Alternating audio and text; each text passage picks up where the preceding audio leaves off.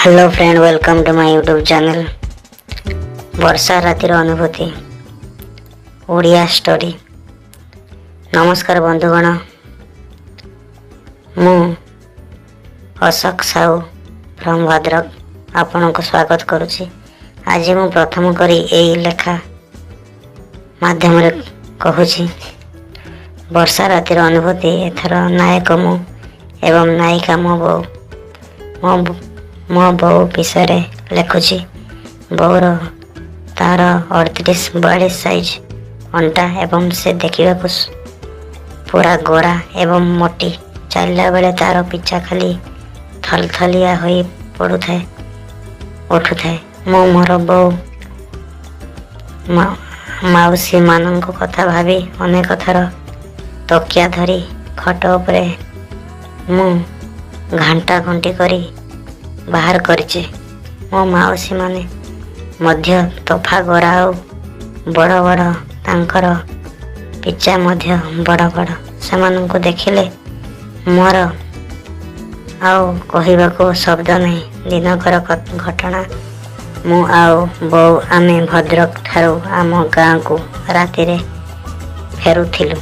दिन बेला बापा को पाखको बुलिबा को जाइथिलु। फेरिला बेले मार्केटिंग करी आसिला बेले डेरी पाखापाखि 8टा हो गला। भद्रक ठू आम घर प्राय 9 किलोमीटर, किंतु नदी कोलिया रास्ता ता छड़ा बिल बाड़ी घैर रे परिपूर्ण ना घर द्वार किछि नहीं।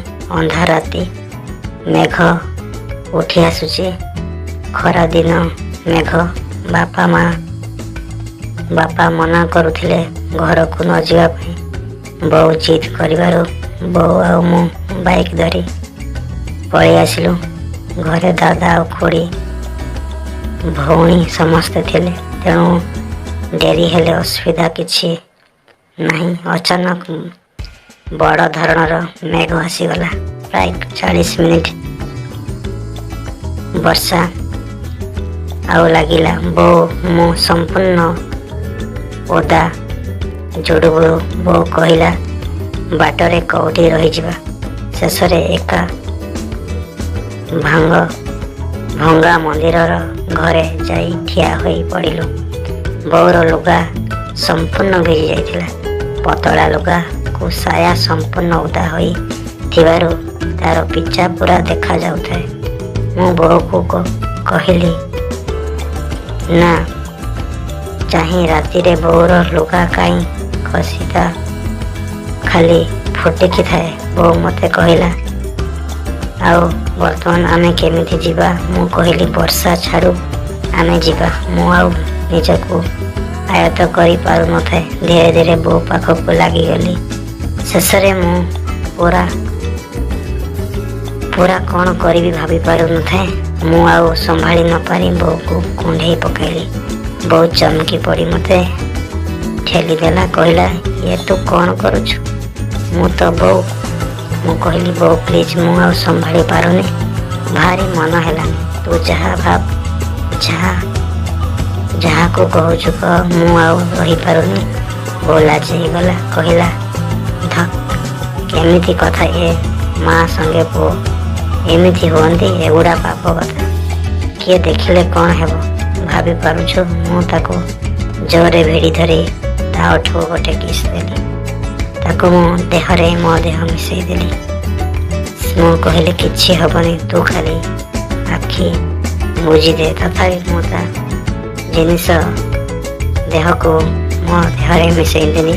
आ वर्षा राति रे आमे दुई जण बहुत समय गरम अनुभूत कलु। आउ देह सारा करेंट खेलीगला। आमको लगिला जमीती आमे ततला तावारे पड़गलु। धीरे धीरे मु देह सारा चुमा देली। आउ देह को मु हाथ रे धरी मु खुशी मजा उठाइली। मते लगुथिला मो देह सारा कौन हो जाउछि। मते लगुथिला जमीती गोटे अलग प्रकार सुख मिलुछि। आ मु बो को से भिजा राति रे अनेक सारा गरम सुख देली। ଜୀବନରେ ସେ ଏମିତି ସୁଖ ବର୍ଷା ରାତିରେ କେବେ ପାଇନଥିଲା। ଆଉ ତାକୁ ଅନେକ ସୁଖ ଭରି ଦେଇ ତାକୁ ମୁଁ ଚରମ ଆନନ୍ଦ ଦେଇ ତାପରେ ଆମେ ଘରକୁ ଫେରି